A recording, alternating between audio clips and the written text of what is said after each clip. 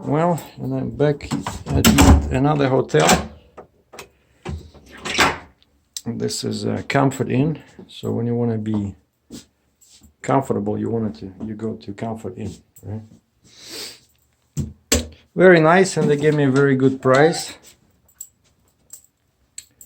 And I'm still looking at all these trucks. And I think things in life should be simple, you know. So this is what my lunch looks like. I mean, dinner. Now these are, if you guys know what these are, this is like $8 just for this. Pine nuts. And then I got these. I'm gonna put them in a microwave.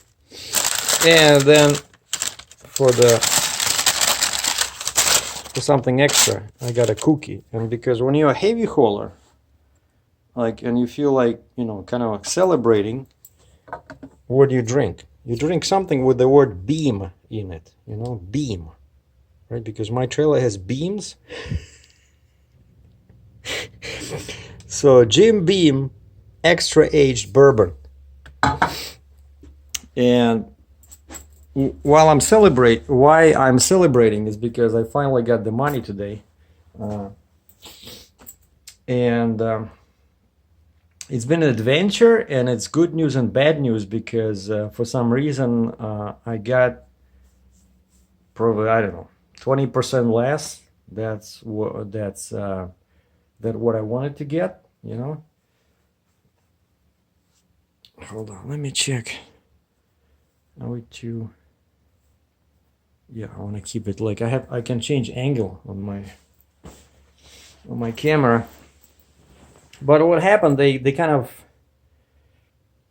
cheated me a little bit with sales tax, you know, because I told the guy who was buying the truck that the sales tax is included, but I did not mean the full 13%. What I meant was, of course, is the tax I owe, you know, like for me to buy this truck, there was a certain amount of tax, let's just say $5,000 Canadian, right? And I thought that's what the leasing company would do, you know, because normally one problem with leasing is that you're not the owner. Like in Canada, we have this ownership, right? It's kind of like title in the States. And it has two sides. The left side is the owner of the vehicle, and the right side shows the plate owner. And so I was listed only as the plate owner. And so ideal, of course, I would want these guys to, let's say, send me the money, and then I just buy off the truck and I keep the rest of the money. But nobody wants to do that when your name is not on the owner's side of the ownership, you know. And so I told them, you know, I said, yeah, just make one payment, and then the leasing company will kind of like calculate how much I owe them to cancel the lease. And I thought they would just pay off the truck, but that would be too simple. That would be in my best interest, you know. And so what they did is they changed the price as if it had a full 13% sales tax in it, you know. And now instead of sending 5,000 to the government, they are sending like 13,000, you know. But anyway, I can get it back probably because that's part of my sale proceeds, and I'm pretty sure I'm allowed to. I'm pretty sure they'll pay it back, but there was like one complication that happened today. I called them and said, what are you guys doing? Like, why are you charging so much tax, you know? And nobody keeps it. It just goes to the government, you know? Like, oh, it's because we're a financial company, we're supposed to do this. But I said, you should have told me, and then we would just added 13% to the price so that the guy pays $113,000 instead of $100,000, right? So if I knew that they wanted to charge so much, I would definitely tell the buyer just add the tax, because in Ontario, Canada, you have to pay tax even on a used truck. And I was just being nice to these guys, right? Because it took me such a long time to find a buyer. And one funny thing happened is that the buyer texted me saying that something is wrong with my VIN, like serial number. You know, when the body shop, Max Body Shop, installed the pusher axle, they screwed up the the VIN, you know. And so he says it'll be very difficult for him to register this vehicle in Newfoundland unless I take the truck to the body shop and they just replace it. It's like they didn't charge me any money because it was their boo-boo, right? So they just took off the old one, slapped the new one, and I sent the picture to the buyer. Everybody's happy. And then I called the leasing company. I said, so when will I see the money? Oh, it'll be sent this afternoon. And this was so fast, you know, like they sent it at, I think it's like 1 o'clock. And I checked my phone check my website like around 4 o'clock, and the money is already there. It's like amazing because I think we're at the same bank. We bank at the same bank, and it's, you know, we are within the same town. I don't know if that makes any difference, but these wire transfers, you know, they're really great. And so I don't have my car. I had to take an Uber to the hotel, and I don't want to stay in the truck. But now things are really came to a conclusion because, you know, once I told them once I have the money, this is it. I'll start, you know, I'll fix that air leak. I'll clean the truck, and then I can take it to Bolton. That's what they don't want me to take it anymore to Newfoundland because they don't want to pay I asked them for $3,500. It's 2,000 kilometers, so they said no, just if you can deliver it to Bolton, which is 50 miles away. And I said okay, and then of course I gotta take like an Uber out of there. So it's gonna be lots of Uber rides over the next few days, and then yeah, and so tomorrow, first thing in the morning, I'm gonna go back to my truck and take it to a local shop so that they can fix that leaking air dryer. And then I don't know, maybe I'll just clean the truck myself because I'm not sure how long it'll take to do that, you know, inside thing if I take it to that car rental company I know does it. And also the transmission shop called me this morning. They said they received all the parts. So I already dropped off my Mustang in there. So it's getting the new 355 gears. And some guy who probably never saw one of my videos was asking why I'm doing this. It's mostly because I have a 6-gear transmission, 6-speed manual, and in top gear the RPM are too low, so it requires very fast driving and the car becomes non-responsive. And it just, everybody says that if you try searching online, everybody says that 355 is basically the best balance between the, you know, fuel economy and speed and performance. And of course 355, now I have 315. So 355, it'll add torque at the wheels. And even now the car is very fast. I'm very happy. I don't feel since I bought this, I never felt that, oh geez, I should have bought a V8. That one is 2 times more money. I don't see any point in having so much power. I have 300 horsepower, lots of torque, and this car just flies with this, especially with this exhaust, you know, and the tuning that I did. And I just want to be able to drive in gear 6 without shifting all the time when I'm on the freeway, because over here, most people drive around 70-75 miles per hour. And with this 315 gears, it's just, you know, it's in gear 6, the speed is too low. I mean, the RPM is too low. The car just becomes very slow, you know. So 355 is perfect. I would put like 373, which was, the guy said it was $300 more Canadian. But you need that only if you do like real racing, you know, on the track. But for street driving, I think 355 is perfect. And the guy said they're gonna get the car to me. I'll probably get it either tomorrow or Friday. And so yeah, tomorrow the truck will be done, the big truck, the semi, and that's it. Then I can just drive it to Bolton, take my plates off.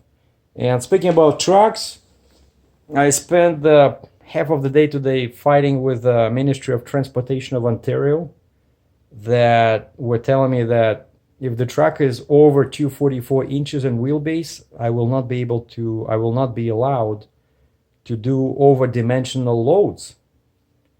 And that didn't make any sense because they don't limit the wheelbase of tractors anymore, but they still limit the length of the rig, but have an annual permit. And my annual permit says good up to, like, in feet, it's I think it's like 83 feet or 82 feet. I don't, like, my annual permit covers me. And okay, right now I have 244-inch wheelbase, but I know a bunch of guys. I know one local guy who works for Landstar, and he bought the same Mack, just the one with the set forward axle, black Mack. And actually I saw him a couple of times around here.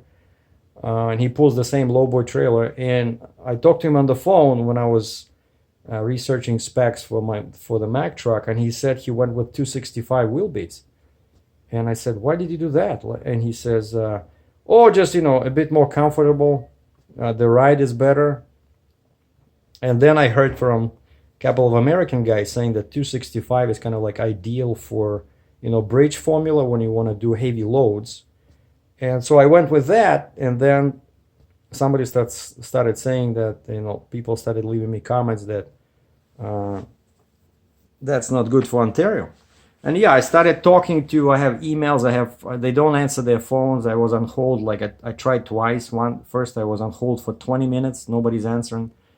All our advisors are busy, They just don't want to talk on the phone. But I send them an email, within 10 minutes I got a reply. And all they say is, yeah, 244-inch wheelbase, if you exceed that, you cannot do over length loads.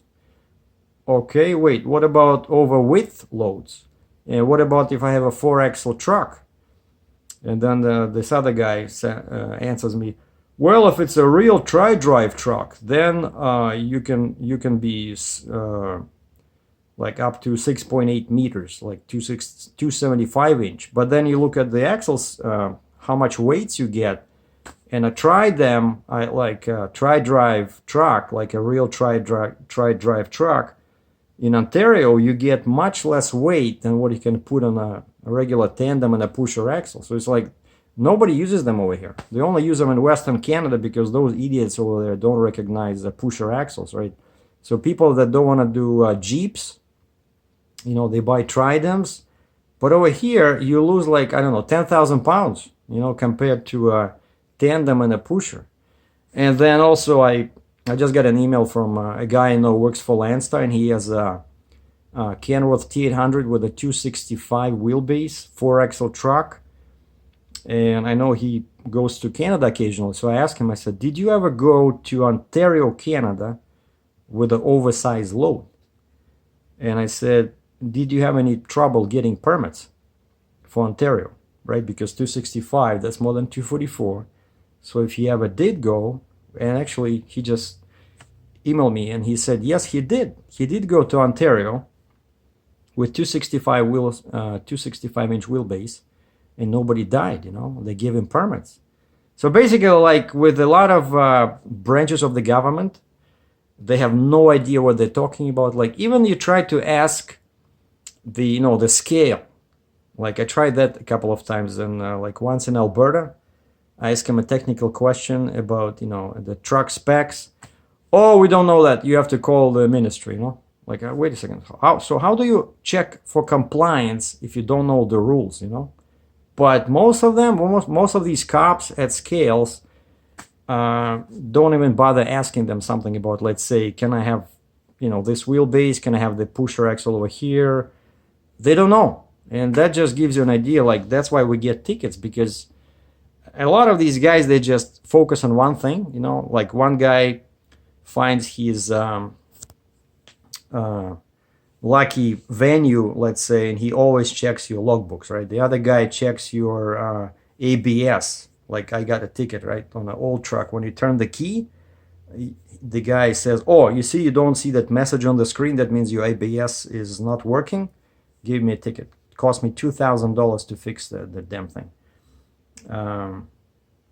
And so, yeah, so these were telling me that I cannot do it. And then I called again the Kenworth dealer, and I said, looks like we have to, cut the truck to 244. And he looked at his computer. He says, with this sleeper, 76-inch sleeper, and if I want a pusher, and if I want 54-inch spacing between the axles, again, for bridge formula in the States, And if I want big tanks, 170 on one side, 125 on the other, 28-inch in diameter, he says, I cannot give you 244. He says the shortest wheelbase with this is 249. And I need all that, you know. And so I asked him, I said, do you know what the big fleets are buying? You know, can you maybe have any old specs or something? And he says, hold on. I think I sold a truck like this. Like there's a company, big company called Challenger Motor Freight. The guys that actually I started with them, right? They gave me a job after trucking school when I had zero experience, and I'm forever grateful.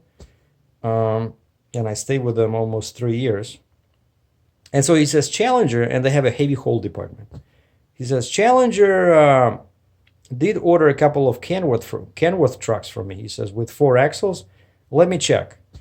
And he called me back later, and he says he did find that quote. I mean, this like a quotation, you know, the spec sheet. And he says this was 2010, when the rules for wheelbases were even more strict.